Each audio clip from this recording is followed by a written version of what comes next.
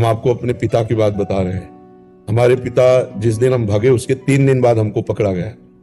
खोजबीन सब शुरू हुई तो 3 दिन बाद पकड़ा गया कि एक गोरा लड़का है वहां जंगल में देवी के मंदिर में रह रहा है।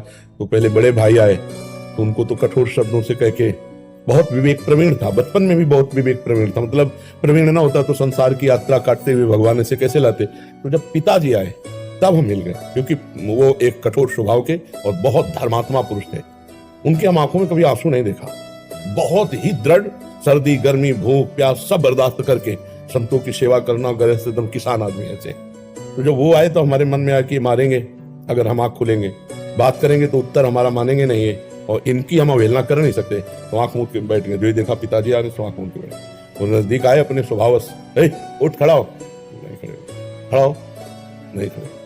तीसरी बार का आप खड़ा हो जा, तो हमें लगा डंडा पड़ेगा चौथी बार तो खड़े हो गए, बच्चे ही थे, खड़े हो गए। तो चाचा जी वगैरह उनको बड़े भैया कहते थे, तो हम भी पिताजी नहीं कहते थे, हम भी बड़े भैया कहते थे। तो उनका बड़े भैया आपसे प्रार्थना करें। उनका बताओ, उनका ये जिंदगी भगवान के नाम है, आप चाहे काट डालो ना घर जाएंगे ना आपकी बात मानेंगे। तो हम उनकी कृपा की बात बता रहे। एकदम चैप्टर बदल गया, जैसे भगवान की कृपा ना, तो उनका सच्ची, हमका आपसे सच्ची बात करें। घर नहीं जाओगे करना, कभी जिंदगी में ब्याह नहीं करोगे करना।